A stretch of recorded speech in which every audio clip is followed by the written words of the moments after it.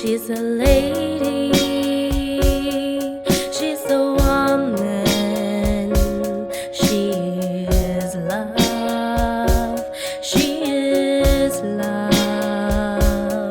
She's a lady, she's a cancer. Yes. Good morning, good afternoon, good evening, wherever you're watching from. Mariam, the Ladies Guide, your emotional wellness guide, every Friday, bringing you all the things that money cannot buy, but which makes life worth living, your emotions.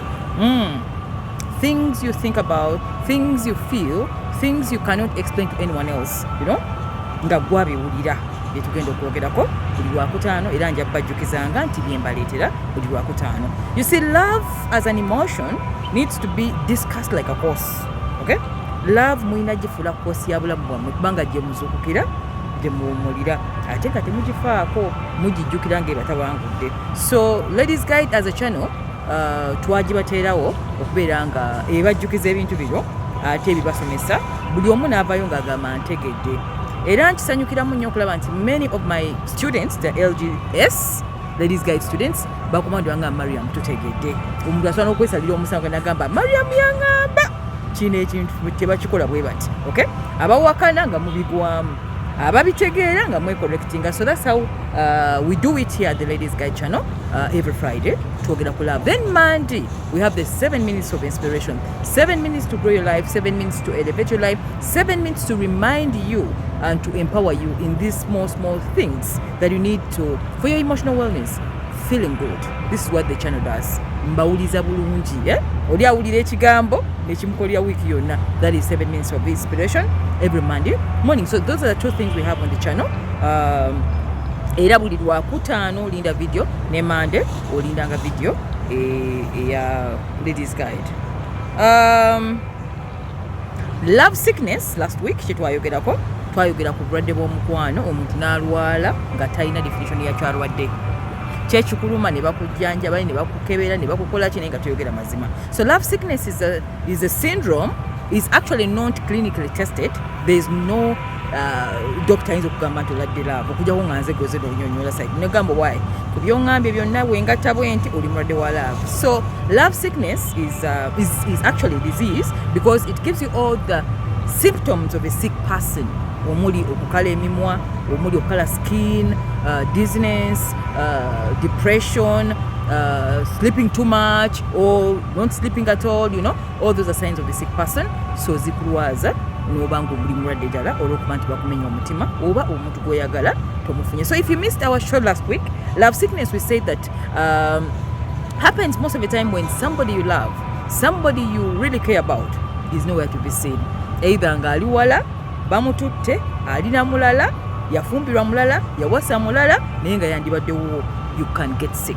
Oba omuntu okukubira essimu n'akugamba munnange si yeggwe, sikwagala naye nga ate ggwe kooli kwolowooza nti ye muntu gw'oyagala. It can create that kind of sickness. So for those who missed, we said we gave you all the symptoms of a sick person nga already love. If you missed the show, we request go to the channel, type Mariam Naguja love sickness. The video will be available to you. We'll have it to the end because one would tandikira onako lwaleero. The same time we gave you the psychological explanation of how people fall in love. We said people fall in love using 3 chemicals. We have serotonin, we have dopamine, and then we have noradrenaline. Bino byefumba mu bwongo n'olaba omuntu omufunako sexual attraction. As simple as that. So era twabagamba nti omuntu oyo omukuula mu bwongo obwo tudiringa nezo chemicals such as tusika mu bwongo obwo. That is the psychological explanation of love. Love is spiritual, yes, we understand, but also the psychologists have a way we understand love. Okay, nti love eno eva mu mutwe gwo osobola ogiteekamu ate osobola okugisikamu. Okay, n'aba spiritual spiritual believers believe that love can be spiritual. Okay, esobola okuyingira nga totegedde ate nesigalamu ayina n'ogisikamu spiritually. You know, life is so beautiful because every angle you try, things work the same way. Mariam Naguja, I'm the Ladies Guide. So that's what we covered last week because it was an introduction to a syndrome that is actually taking place in many of you when you're living narcissistic marriages, when you're in narcissistic marriages, when you're in narcissistic relationships, when you're in Unrequited love mwagala batabaagala ne mubeesibako osobola okulwala. So that is why we introduced you love sickness. So we request go to the channel, watch till the end if you never watched the video, and if you watch, thank you so much. I think you got useful content out of it. Don't forget to subscribe to the channel by clicking on the red button below, as well as sharing the video to everyone you think is going through the same love sickness, because sharing is actually caring. Oba omuntu omwagadde n'omugamba video yino tolwala togenda wa musawo tebakebera musaayi toli mulwadde olwadde mutima kubanga bulwadde kwagala. As simple as that, you know. Thank you so much, and Mariam Nabuja once again nkomyewo nga njaga tweyongere we twakoma. But before we get started, we are moving in the Valentine season. Abeyagala bebaagala bebalimba okwagala oba abalimba bannamwe ntimubaagala tubalira. Every beginning of the year is so amazing that we start with Valentine's Day. Okay, Valentine's Day is a day when people show each other love. Yes, we understand the parental love, the mother and father love, the love for plants and nature, the love for God, the patriotic love, all that is kind of love. But this time around we talk about romantic love, the love between two people who are romantically attracted to each other. So Valentine's Day still is part of that kind of love. Our theme for this year as Ladies Guide is love in action. Tewakyali bigambo, tukoye bigambo. Because many of my clients are complaining the same thing. People are using a lot of words and there is no action. And that's why people are doubting your love. No gambo muntu nkwaga na gambo olimba. Nagamba naye nkwaga nagamba nagana. Because aganye tewali bikolwa. Okay? So our theme this year as Valentine, and we are having a very amazing package for you. Love in action, not words. Okay? So buli agamba nkwagala ya nkwaga nnyo mukwano sobodde kubeerawo naye ate mpulira nkwagala mugamba love in action, not words. Because when people embrace actions in love, then love gets stronger. Oli atandika okuba ng'oyogera bitono awuliriza ate temwikosa ebigambo bingi nnyo. Love bikolwa. That's why mbuli alina Valentine's way, no matter wherever you are. If you have a lover, if you're in the diaspora nga toli mu ggwanga lino naye nga wandyagadde omwagalwawo ekirabo kimutuukako, nabagamba nze buli mwaka njakikolanga tukikutuusizaayo omwagalwawo mu package entuufu mu budde obutuufu, tewetaaga kubeerawo. Kati tewali kwekwaza nti ndi mitala w'amayanja mukwano sisobodde anti ndi wala naye nkwagala. Ebyo bigambo tugenda bigoba. So this Valentine's Day we have love in action. Era nakyogedde dda nakiranze. So love in action is we are going to be giving these gift hampers to all your lovers. Oba oli mu Uganda twagala kutambula ffe katukutambulire ate mwetambulira tolina kyetwalirayo. Beera muntu wa, how can I say? Love is a beautiful thing, you know. It's a special thing, you know. Totambula nga kwetwalira ekirabo ffe tukozese tukutwalira ekirabo aye twongereko ne love bw'ojja otambula ng'omugamba nagamba mukwano nakifunye. That is more beautiful than you delivering it yourself. Okay, so make it very special this Valentine's with us through our theme for the Valentine, love in action. That was said, let's dive into the session for today. We are going to look at how to let go of someone you embrace, how to let go of someone you're emotionally attracted to. Nga omwagadde nnyo naye n'agaana, n'omwagala n'agaana, n'omukolera buli kimu takulabawo, n'obyogera n'obikola nga takuwulira, which we call unrequited love. Twakyogeddeko eggulo. Okay, twayogedde ku okwagala takwagala naye kati kamba malireyo. Okay, because nze wenjogera ku love ne 2 hours tezimala. I can talk about love for over the whole day because of course number. So we talked about unrequited love wenabadde ku NTV. Era ne mbagamba nti unrequited love y'omukwano oguwa omuntu nga agaanye. Tagaanya ate ye nga ye takuwulira. Obusimu tebulimu. Si buli muntu anyirira nti bagenda mwagala bannange. There is power behind love. It's about the aura. Olaba omuntu nga si mutali awo nnyo naye ng'omuwulira nga si muntu muwanvu nnyo nga si wakaleyo yennyini naye nga yoyo. ekintu olina kyowulira. Okay, so most of the time we don't feel these people when they come to us, and they don't feel you when you go to them, not because how you look, not how much you earn or what you have, they just don't feel you. So nokola nebikola ki nebigaana paka wolaba nti omuntu ono nedda mpulira nandyagadde beyongereyo kankireke ndaba onagenda olaba olugoye olulungi ne bagamba lwa bbeeyi n'ogamba lwo kale ndwagadde naye sigenda kulugula kubanga sisobola dwafoodinga n'ogamba kalusigale abalala batwala banaalusobola. That's how love is. Okay, so don't force things, don't force yourselves to people who don't love you, don't force relationships with people who don't deserve you, don't force yourself to places where they don't see your value. Okay, because everybody has their own value. Okay, buli kintu kirina value yakyo mu bulamu. Oli waba talaba muwendo gwo tomalanga biseera byo mulaga muwendo gwo. Okay, mulekere banne abalaba emiwendo gye. Okay, that's how life is.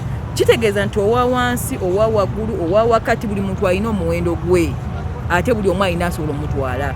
Wait for that person, be with that person, but don't force love. Okay, that's what we talked about on NTV with Ruth. Okay, so but before we get started into how to let go somebody emotionally, the one you love, let's look at the elements of true love. Because before you let go of somebody you love, how do you even know? Letting go is the most difficult. Remember, you've invested your money, you've invested your body, you invested your children, you invested your time, the asset which is never returned. Most of the time people fail to move on because they've invested a lot of things. Naye ngenda balaga obubonero kwolabira nti essaawa etuusa omuntu oyo muleka agende. Okay, onkambalaga obubonero bujja bayamba okusongera n'ogaana naye nedda omuntu ono kamulekere banne agende ate oveemu bulungi ate ne simu ogijjeko nga toyagala nakuddamu kubuzaabuza kubanga abasinga batebaagala baleka mugende. They don't want you to stay and they don't want you to leave. Akuleka wakati awo nosigala ng'obuzaabuza lugamba omuntu ono anjagala tanjagala sinali manyi nti asaaga nali manyi anjagala. Ebyo by'okubuusabuusa mu love is black or white. Love tebeerangako grey. Oli either mwali oba taliimu, tewali kya wakati awo, tokkiriza nkubeera wakati. So omuntu waba omulaba nga agwa mu biti bino byengenda okwogera n'owulira nga naawe kyowulira muleka agende. Kati nze gamba yamba okusalawo, because decision making is the most difficult thing, because people fail to make decisions in life because they want to stay lukewarm. Temwagala kuva mu bintu bitabayamba. Ekyo nowalaba nga tekirina muwendo agakisigaza, obudde ne butambula ne mubwonoona, time neekugwako n'ova mu nsi ng'oli munyiivu. Singa omuntu bamugamba nti va mu nsi olwaliro, many of you would regret where you are. Okay, live a life where every day is a Friday. Live a life where you feel buli wozukuka you're excited over life. Okay, and that comes from the person you chose most of the time, because gonyume naye ebiseera ebisinga. So then let's look at the true elements of love, because true love is not hide and seek. Tewaba omuzanyawo. It's not a game. Sex is a game, love is not a game. Biri mu bizanyire wali. Naye when it comes to true love, it is not hide and seek. Tewali omuntu kukuzanya buzanyo obwo kumulinda. Omuntu waba akwagala n'omulaba n'akulaba kiri automatic like this, no second guessing, chemicals zonga zitandika. So tewali byagamba nti yeekweka akoma manya waliwo omuzanyawo. Olaba omuntu yeekweka akoma wabula wadda. That is not true love. True love is not a game. S3X is a game. So we become S3X. Don't bring it in love. Okay, so in true love, both lovers seek each other. Tewabawo gwe gamba nti onoonya munno tomulaba. Tekiriyo. Olaba omuntu ng'omunoonya tomulaba, playing hide and seek, ogwo kuba tekukyali muzannyo gwa love. That is manipulation. Separate manipulation and love. True love is not hide and seek. So the word I love you has been overused and misused. I love that car. I love that food. I love that love. So since the word has been misused most of the time, let's bring to clarity. You people who are in relationships with these people who use a lot of those words. Okay? Kubanga fe tukyawulira ebigambo tulaba bikolwa. Ebigambo twagala damatu. Ebigambo olino wabira sibiwulira. Nze ntulya bikolwa. Ebikolwa biraga omuntu kyabalowooza. So it should be noted that love is not something that you should search for. It should be calculated from the inside. Toyina kinoonya nnyo. Okay? Kijja automatic munda mu ggwe ate n'okigabira munno omulala. So tewali kuzannya wunda abantu mugamba hide and seek. So the first element of love is loving and kindness. Omuntu akwagala aba n'ekisa. Omuntu akwagala aba n'ekisa. Nkiddamu, omuntu akwagala aba n'ekisa gy'oli. Bw'olaba omuntu ng'akulembeza ttima, wano akutte love, eno akutte kiso, that is narcissism. Love has never been with the person ng'ajjudde ttima. Omuntu ow'ettima taba na kwagala. Ate ettima mulirabira mu bikolwa era n'ebigambo omuntu byafulumya ng'akugamba tujja kulaba mu maaso awo. Jealousy, omuntu afiiriza, omuntu obutonotono obwo olabira nti omuntu wa ttima. So love, the first element, it is kindness. When you fall in love with somebody, when you love someone, automatically you become kind to them. Just like this. So there is a friendliness environment. Omuntu afuka mukwano gwo n'owulira ng'omulinako ekisa. Naye olaba ng'omuntu omulinako ekisa tebikwatako okuba temukyali mukwano. That is manipulation and use. The second element of love is compassion. Okulumirirwa. Munno waba n'ekizibu muwulira nga mukirimu babiri. Omusaasira n'ogamba munnange ono akooye nnyo. Compassion. You must be compassionate. A person who is not compassionate is not in love. Now love has been tugikutudde tugiba nnyonnyole. Otegeera nti omuntu omwagala. When you're compassionate towards them, when you're compassionate towards somebody, automatically oba omuyinako okwagala. So meaning you're removing, okay, you're understanding this person and you're trying to remove suffering from them. Omukwatibwa ekisa toyagala abonebone ennyo. Oba compassionate. Kaakati ekibuzo kiri kimu. Are you compassionate to the person you love, or are they compassionate to you? If somebody is not compassionate, they are not in love. Number 3, it is joy. Joy. Okukyamuukirira, essanyu, buli wolaba n'omuntu ono. Every time you see this person, every time you're talking to this person, every time they're in front of you, owulira essanyu. Joy. Joy cannot be explained. Joy cannot be measured. It can be felt. Owulira ng'omuntu akusanyusa. That is joy. So when you're in love, automatically both of you are in joy. Side zombie. So we've begun from understanding the elements of true love. Zizo. Kindness, compassion and joy. Ebyo otabiraba mu mukwano gw'olina. Eyo love ndala si yemu. It's not true love. Muli mu transaction. Whatever. I don't know. So selfishness is not love. It is narcissism. Use, manipulation. That is not love. Where every time you see those traits in anybody and they are mentioning the word I love you, tell them stop a bit.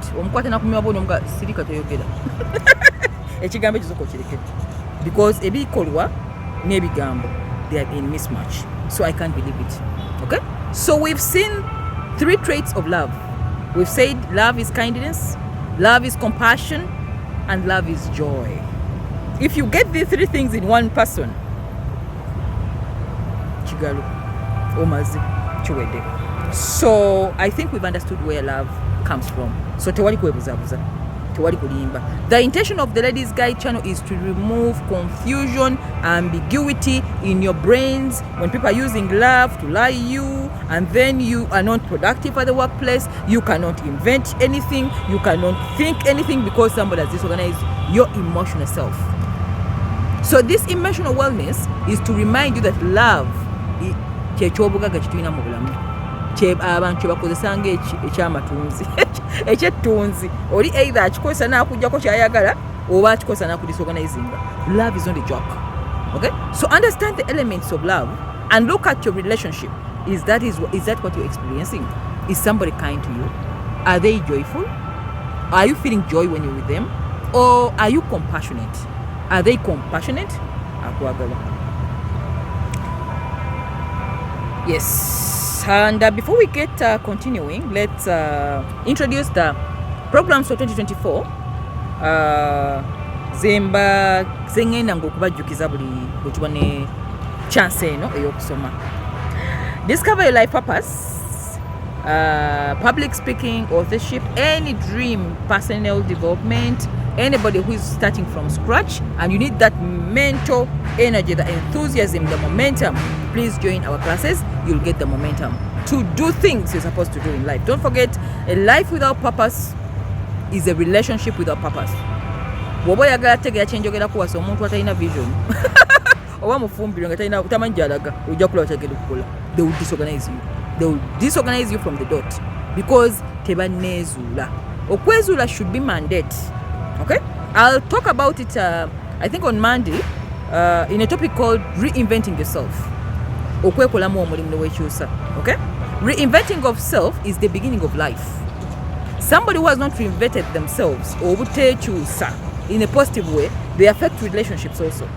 But affecting a relationships zaabwe ezirina romantic because omuntu waba takyuka takulaakulana teyeyongerako ate naawe gwakolagana naye akuzza mabega oba kwonoonera by'oyina. So reinvention is, anyway, we shall talk about it on Monday. So discover your life purpose reinvents you. We reinvent you into someone better. We reinvent your mindset. We reinvent your purposes. We reinvent you to believe in your visions. That's what we do. And discover your life purpose. Number 2 is emotional intelligence. Emotional intelligence masterclass. We talk about body language, social intelligence, relationship management, self-awareness, and social awareness. How do you emotionally, relate with others? Okwaavoidinga akavuyo, obutaba kutabanguka n'abantu, obutalengera ebizibu bigenda kuva mu nkolagana n'abantu. Being careful of every word you speak and you know what is going to come out of it. That is all emotional intelligence. Because we believe that emotional intelligence is better than IQ. No matter how intelligent you are, if you lack emotional intelligence, you will always have conflicts with people because you know how to handle social management. Then we have the Young Adults Guide, Young Adults Program, where we teach the young adults between the age of 18 to 30, confidence building, self-esteem issues, love, relationships, and sex guide. Because they make a lot of all those mistakes which become very costly in their adult days. Taking life decisions, mentorship, and personal development for the young adults. So parents of young adults, if you're a young adult, please join the program and get rolling into a life of responsibility and purpose. Then lastly, we have the Narcissistic Survivors Guide. Those who survive narcissism. You married a narcissist, you were married to a narcissist, you have a relationship with a narcissist, you survived a narcissist, but then you're very confused of your aftermath in life, where you don't know where you're going because they affected your self-esteem, they affected the way you think, the way you see the world, the way you view things, and you don't trust anybody. You have even trust issues and paranoia. Okay? So abaita mu narcissism tuyina class eyo ya Narcissistic Survivors Guide, which will help you have a new life. Life begins after narcissism. So let's help you to begin a new life. Okay? Mutandike buto, obulamu budde mbuto. Narcissism is a very serious thing. Okay? When you get into a narcissistic relationship, it's very difficult for you to find healing quickly. So that's what we do in the Narcissistic Survivors Guide. That well said, let's look at how to let go if time allows. How do you let go of somebody you love? Oh, omuntu gwoyagala omuleka otya n'omugamba genda ng'okitegedde nti omwagala nga yeye yennyini akulumya omutwe akuza tewebase naye ng'okitegedde ebina gye biraga. That is the most difficult part of life. Oli wakati bwoti omuntu omutuufu omulabye yoyo yennyini gwoyagala mu butuufu yennyini ogenze mu dduuka n'olaba olugoye nga lwa yero n'ogamba lweru nolwenjagala naye ng'ebbeeyi bagamba miliyoni mu kitundu. Tosobola dwa affordinga. You can't afford the dress. So whether you take it or you leave it, byonna bifaanagana. Because nawe oba olugula kitegeeza lugenda kutta ebirala by'olina okukola. So when you love somebody, like we said yesterday, when you are in unrequited love, when you love somebody who doesn't love you, who is not in position to return the love you're giving them, it is most of the time better to let them go. Ate omunyiiga temutta bannammwe temubalumya temubayitako bulumimbi kubanga aganya okwaga tomuforcinga. Don't go to witchcraft mbogende okolekole obuntu buli muntu yagenda mu witchcraft noforcinga love bino bigenda batukako wammanga omanyi wagenda mu bintu ebyo nojingajinga omuntu nogamba ajja kunjagalwa mpaka kale akaseera akajja kwagalamu kubanga abeera mu jingejinge naye olunaku spero wenamuvaako bweti ate omanyi spero agijjako mbabuli ekyama do you know when that spell leaves that person? There is a book I read. Was it a book? Yeah, I think it was a book. The writer said, the day the person meets omuntu gwayagala and that person gives them a kiss or a hug namukwatako bwati nga yoyo spell yonge gwako kali ka spell ko wakola kabula. The power of love is so intense. The energy of love in the universe is so powerful. Ngekigambo kyo nkyogedde nti okwagala kuyina amaanyi mangi nti omuntu gwe wakuba kispero n'akituulamu olunaku lwalaba omuntu we n'amukola ebintu ebyo bye mbagambye n'amukwatako bw'ati emyoyo ne gisanga ne gyeyingiramu bwe giti spero yo weekoma ekola shish. That's when the love portion expires. The secret is that person meeting the one they love. Chechijawe that spell. So temono na bintu bya musendeza muwe ebintu. Temono sendeza mu. Eyoligamba kanfosinge ajja kunjagalwa mpaka aganye kanziroke. Akati kamujinge mukwatemu akirize. Ojja mukwatemu ajjakiza kaseera ako. Naye onakulala omuntu we bwati. Love nereta amanyi gawo ne okitanga ekyo kimuyingire kya love. Ndagamba mbadde ku kibulijjo n'avaako ekintu ekyo. It is like waking up from slumber. All your love portion. Shwi! Okanga takagamba biki kyenkola wano. Kiki wakola ng'akyuka ebanga movie. Bannange it is real. Make your research. I researched about it, I know. So don't waste time forcing things in love. They don't force. Then somebody will leave you a single mom. Someone will leave you a single dad. Someone will run away. Someone will ebibena bidisoda bimala mu society ng'abantu beerimbye. Oli naazuukuka n'ava ku kispere ekyo n'akimuleka mu nadduka. Byonna mwali muwutiiza abantu. True love is true love and it is forever. It is forever. It never changes. So oba wajinga muno genda ebintu byo bijjeyo. Nze maze mbabulidde. Let's go straight to the point. How to let go of someone you care about. How to let go of someone you are emotionally attracted to, but they don't love you. So letting go of someone you love is like losing a piece of yourself, because the process is totally different with everyone. And with everybody you love, buli muntu gwogenda okwagala tebigenda kufaanagana. Bwe wasaawa Julie, si bw'ogenda okyawa Annette, si bw'ojja okukyawa Rose, si bw'ogenda okukyawa James, si buli omu. Every breakup or each separation is very unique because it comes with its own baggage. Oli engeri yakuyingiramu ono si wakuyingidde. Waliwo abagenda okwanguwa okwetagguluzaako n'oba nga tolina kwowulidde, naye waliwo oli gw'owulira nga newokola bwoti. Ne bw'okola bwoti owulira ng'osigaddeko akantu gye bali abo. Nga ne bw'okola bwoti emyaka nitamere nga tagenda. So every breakup and every separation is very unique. It is unique according to everybody's emotional experience. Kitegeeza nti abamu bayingira nnyo ne bagenda wala, abalala baakomako ku ngulugulu. Okay? So it will always be unique. So then, if you've ended a relationship before, if you're ending a relationship soon, if you'll end a relationship in the future, always remember every separation is unique. Tebigenda faanagana. Ekyabawo luli si kye kigenda okubeerawo ku luno. Okay? So if you feel that it's time to part ways with someone, then this is your show. Kambayambe, if time allows. If it doesn't allow, we shall continue from here next time, because I usually don't want to go up beyond 1 hour.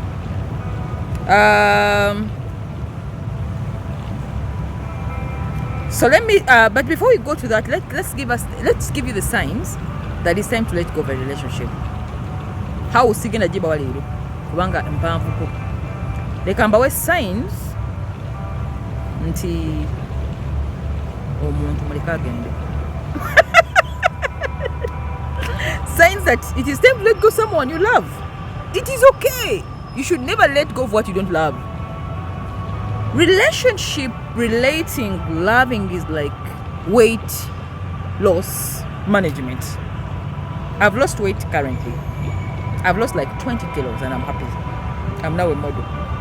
But I had to leave the things I love to eat. I love chocolate. Too much, I had to let it go. I loved cakes. I had to let them go. I loved chicken. Oh my. Chicken breast. Chicken breast with mushroom sauce. Oh. I had to let it go because it was... Every day was...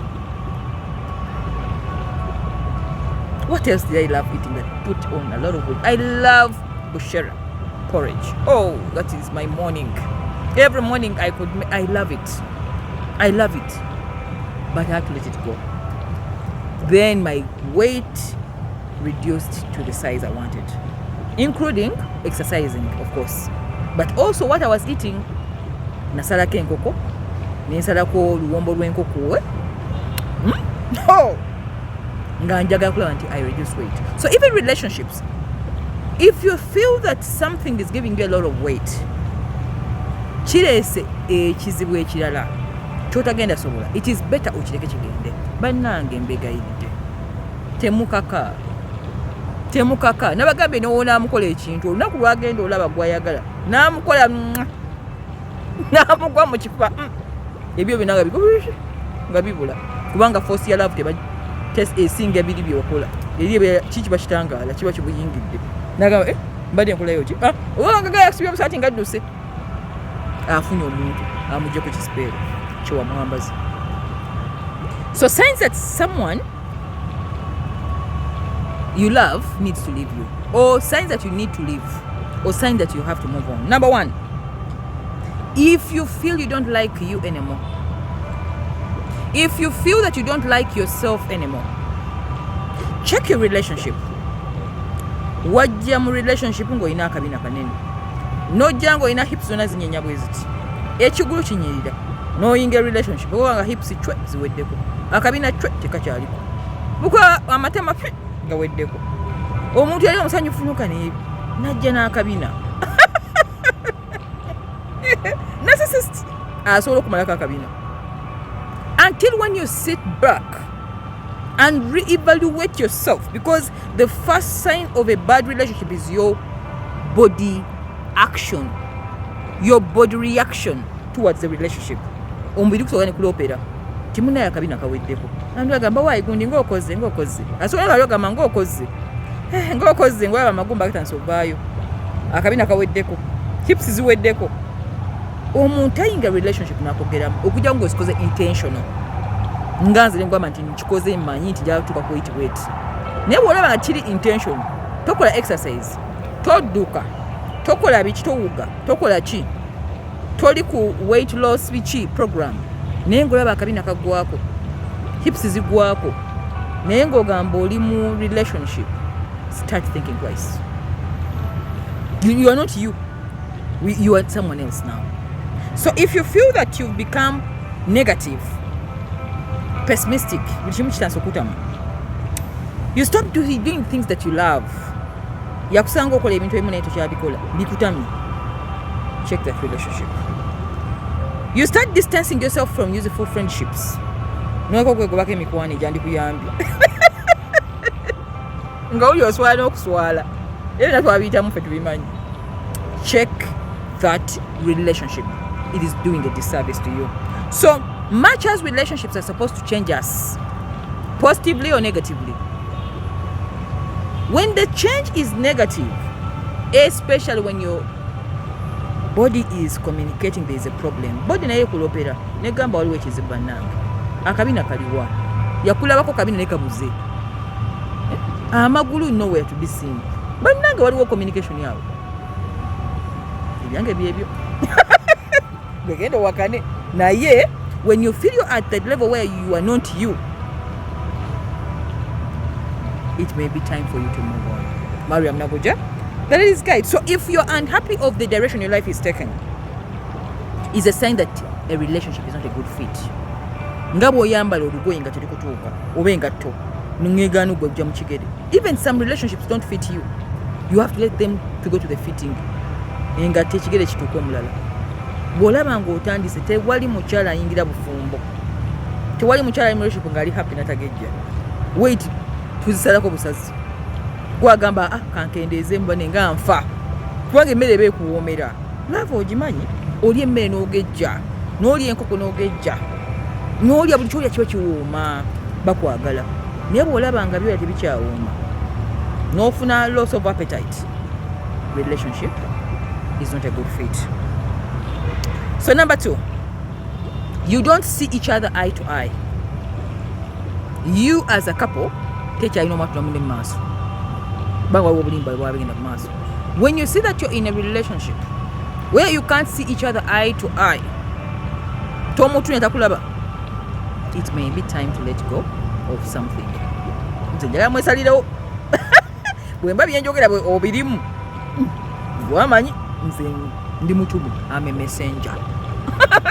Trying to bring clarity. That's why I'm just a messenger. So if arguments and frustration is the order of the day, mukayana nnyo ate bine mubiddamu. Bye mukayana bye mu bye tebikyuka. It may be time to let go of the cake that you love. So has the relationship stopped growing? Do you feel stuck? Tokyadda maaso, tokyadda mabega, tewali nkulaakulana, muli mu kintu, emyaka gitambula, tewali nkulaakulana, wabula okukayana obukayanya.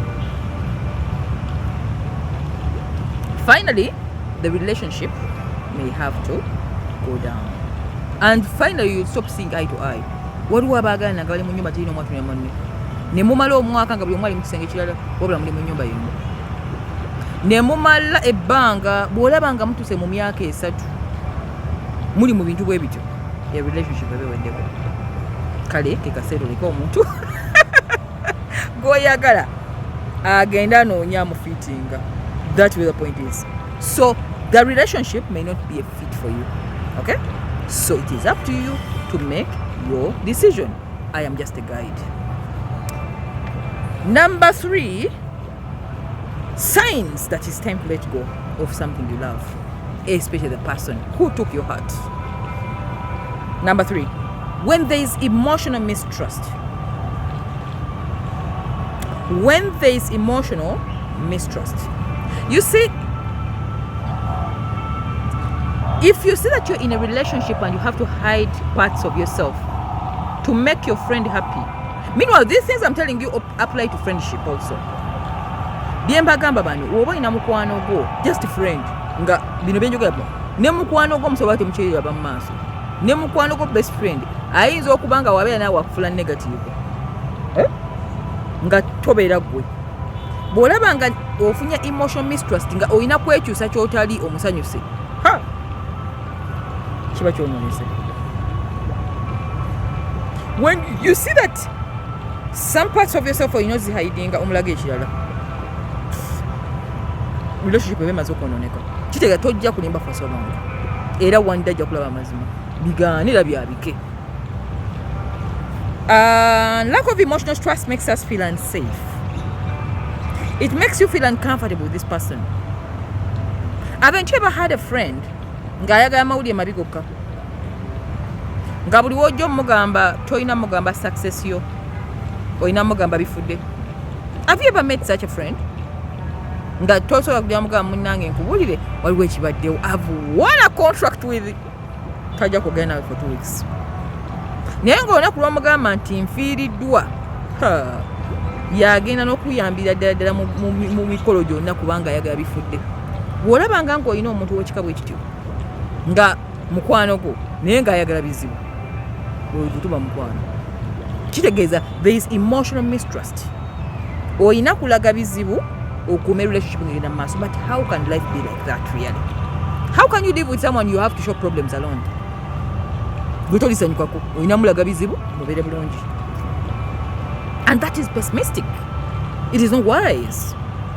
So even in love, when there is emotional mistrust, olina akufuula kyotali ng'olina kubeera ng'otambulira ku eggshells. Buli kyoyogera olina okumwegendereza. If anyone has ever been in love with a very poor man, can you get very? Someone may be poor but not very. Naye nga gw'olinawo n'ogezako relating n'omuntu ojja kulaba ogenda kulaba how emotional mistrust is. Oyogera ekigambo kimu bwe kiti n'agamba nti onyooma kubanga ndi mwavu nga si kyoyogedde. Naye lwaki onyooma abantu naye nga si kyoyogedde? Ye alina insecurity naye nga gwe si kyotegeeza. Mpisaamu amaaso kubanga ndi mumpi naye nga si gwe kyoyogedde. Nga wakwegendereza kubanga already alina insecurity, olunaku lw'okiisa mukamwa nti that is emotional mistrust. Relationships must be free. This is your friend. I must not be on eggshells. Buli kyenjogera nkyegendereze kubanga ndi ku bunkenke ate wiki ate ayagala ebitiibwa bannange wenjogera ekigambo nfudde nze togenda kunyumirwa kubanga ojja teekamu ne movie oli akyogere nga si gwe akyogedde omutunuulire agambe oyagala kunvuma. Can you imagine such a relationship? So emotional mistrust is a sign that it is time to let a relationship go. Omuntu ono tokyamwesiga emotionally, takyakutrustinga, tokyamutrustinga, olina kwefuula kyotali omusanyuse kubanga alina insecurity, olina kubeera mwegendereza. I don't know whether I'm communicating.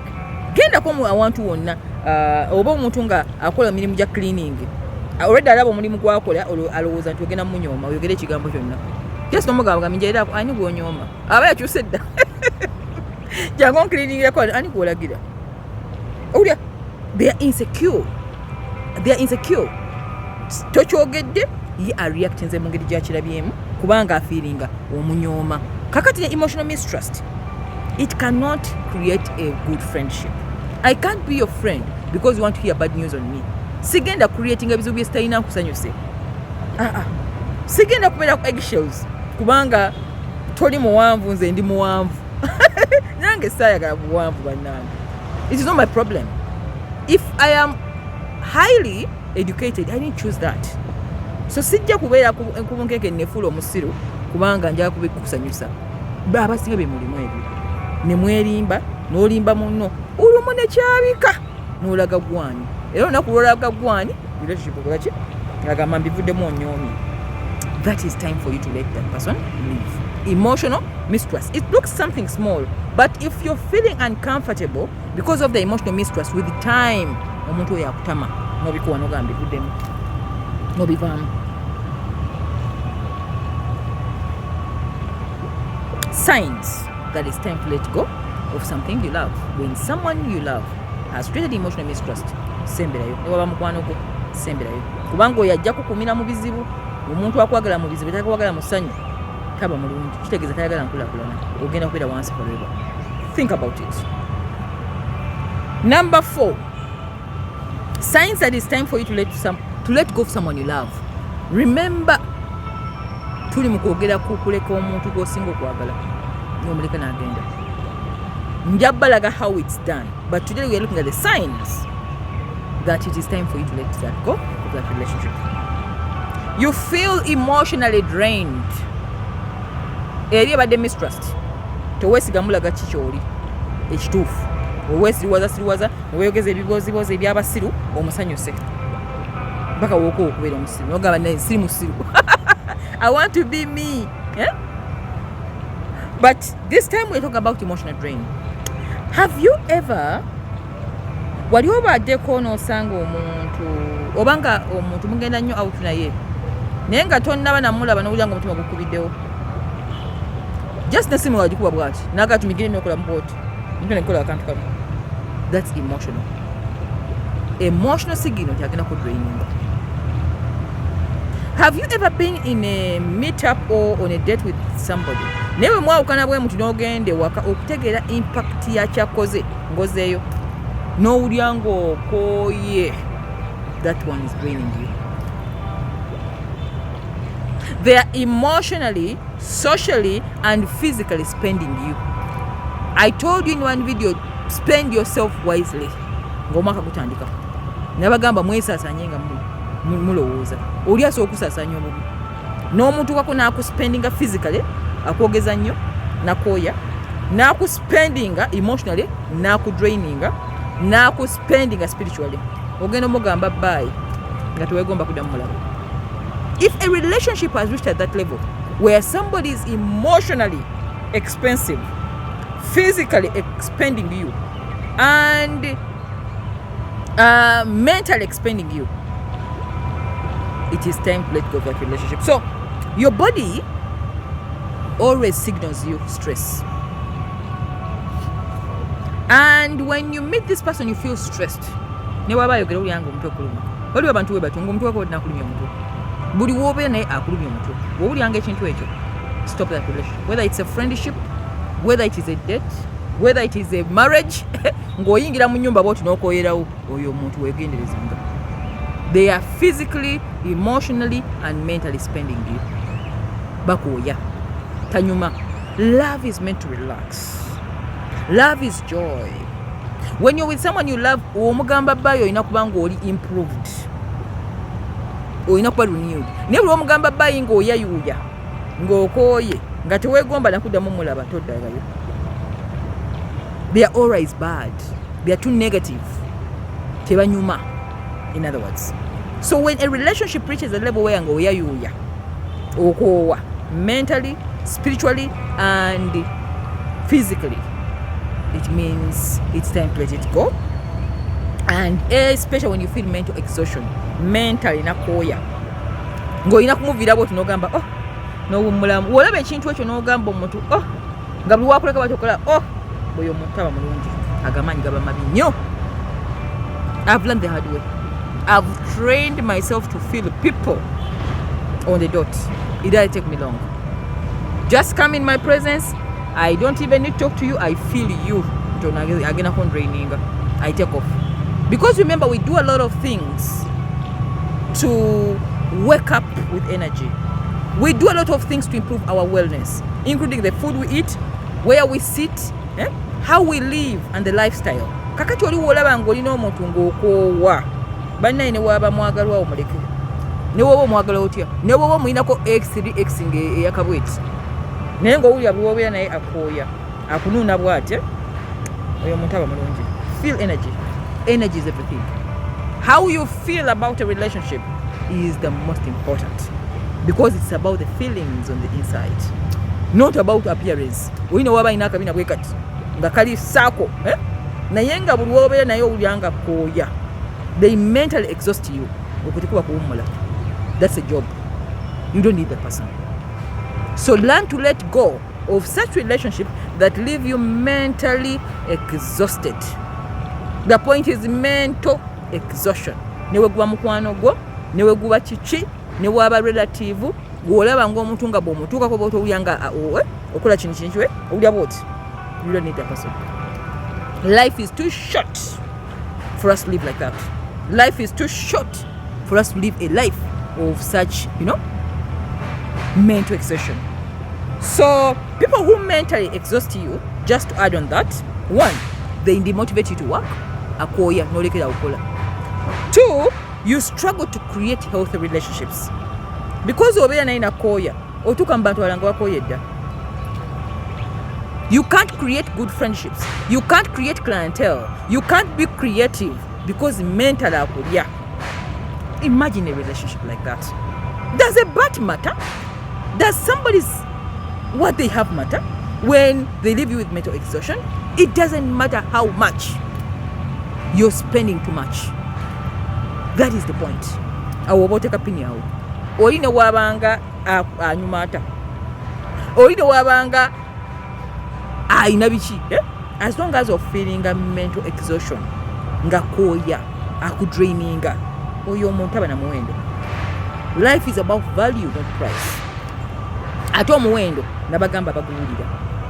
Tebagulaba. Tebagukwatako. Omuwendo gugwawulira. You feel it. So mental exhaustion, I won't take our opinion because that is the intention of the Ladies Guide. Or why are you watching this all this far? Is to feel good. My intention as your servant on this channel is to make you feel good. Kakati wamaze okufilinga good. oli ajena yakula bulungi alina figure akufiringise bad. Does it add up? Creating a tekyajjawo.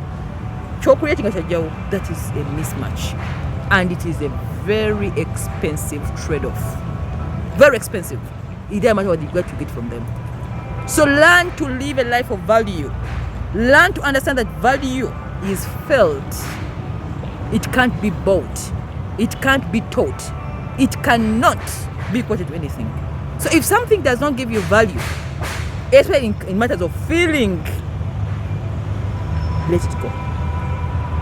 So as a form of self-care, let go of somebody, whoever makes you mentally exhausted, mentally drained. Where does love and exhaustion work?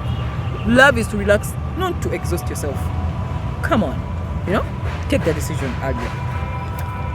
Number 5. Remember, we're talking about the signs that it's time for you to let go of something or someone you love. A friend, a lover, a spouse. Yes, life has a lot of tough decisions. Temusigala mu bintu bitalina muwendo. Mujja kuwona n'obudde bungi. Ate bijja kuggwanga bwe mbibagambye. Ate ogambe singa nakikola luli. Naye nga n'obudde bugenze. Kaakati nze mbawadde ensonga kw'olina okuyimirira ogambe kino neeyongerayo oba seeyongerayo. Neeyongerayo oba seeyongerayo. So number 5, let's look at misaligned priorities. Misaligned priorities. Misaligned priorities. Life is about how you set priorities. Njasokera ku kino njasembera ku kiri. Naye bw'olaba ng'olina munno nga priorities ze endala zi affectinga ezizo, you have to let go of who you are. You have to let go of your purpose, your vision, your mission for a relationship. Don't. Do not. Life has a lot of options. Options in lovers, options in, but it may not have options for your purpose. When it's gone, it's gone. It is something you can't buy again. It's something you can't buy again. So when you find yourself that you're in a relationship where you're having misaligned priorities, oli byayagala bidala, I think I'll be conflicting on ebibyo, wabula mugamba muli love. Think twice. Your life goals, your values, your sense of purpose come first, because that is what is going to define you at the end of life. It will define you. So staying in a relationship needs some bit of compromising, and it's okay. We understand compromising. But when your compromise is taking those other things, including your sense of purpose, that is a very expensive trade-off. So learn to reevaluate your relationships to see whether your priorities are a match. Oli agamba njagala kino, gwe ogamba njagala kirala, kyokka muli mulaawo. Kitegeeza yes, love ekuwadde kyoyagala naye ekyo tekiri. Look at what you're losing. Look at what you're losing. I talked about it in the relationship costs video, budget relationship cost. If you watched it, if you missed it, go and visit the channel. Relationship cost nabagamba what costs mu life. Nga choosing a relationship, you have to lose something. But if the cost is too much, that it is actually taking away your self-worth, your purpose, that is not worth it. Because in any way, love expires. It will expire one time. Time when you have feelings, so you've lost double. Choose wisely. So if you have misaligned priorities with someone, it is time for you to let go, and that relationship is not a fitting.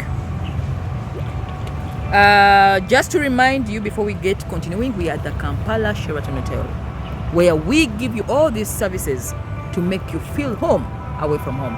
Kampala Sheraton Hotel is where we do this work from. It's where we do most of this work for the Ladies Guide. So if you have a bridal shower, if you have a baby shower, if you have a wedding anniversary, if you have a wedding reception, if you have any kind of event, any kind of party, any kind of corporate party or corporate function, please come and do it at the Kampala Sheraton Hotel, and you have that feeling of a home away from home, a place where you're going to be very aligned, okay? Because they give love. We give love, and this is where love takes place. Okay? So we are at the Kampala Sheraton Hotel every Friday and every Monday morning.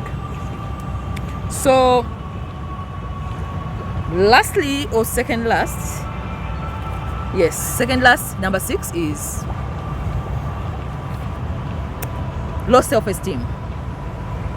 When a relationship causes you to have low self-esteem, if a relationship causes you to have low self-esteem, to feel ng'oswala, ng'owuli omuntu atandise okufeeling santo inayo makulu, they belittle you, they belittle your goals, they belittle your everything to make you feel worthless, that relationship is not worth it. Let that person go.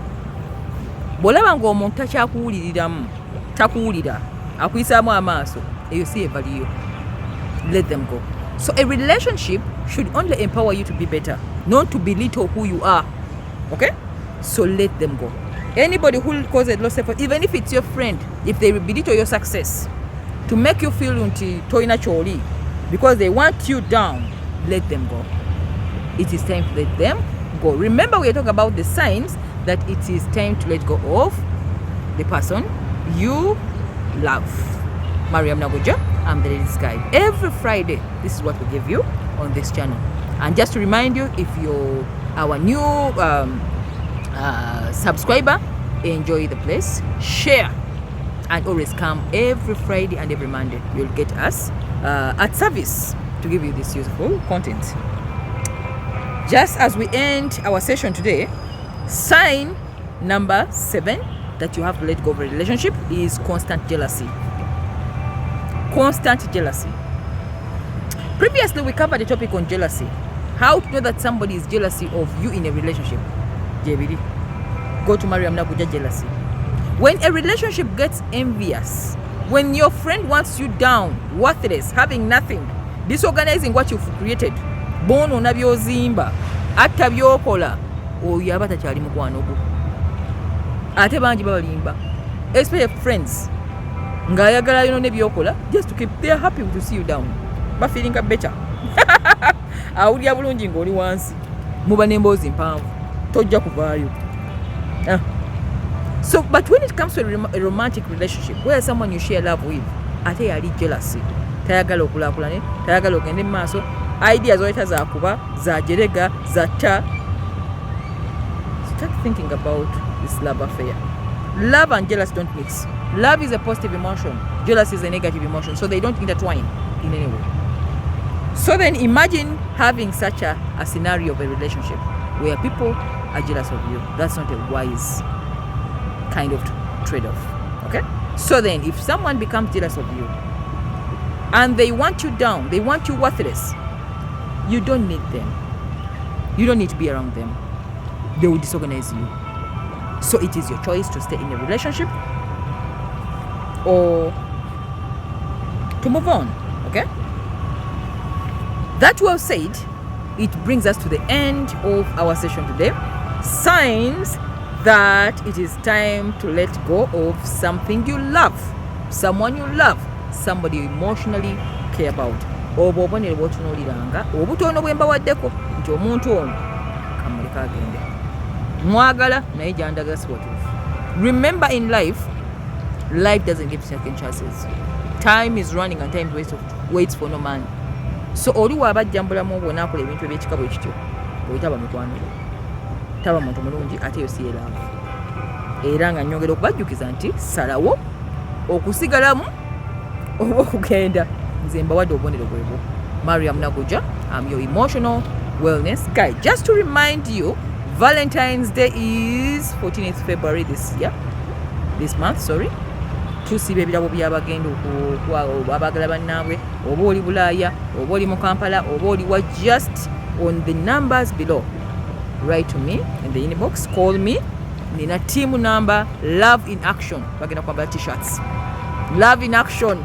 Tukutwalira ebimuli, tukutwalira ebirabo. We have self-care gifts, we have beauty hampers, we have luxury hampers according to gwe obusobozi obwosobola.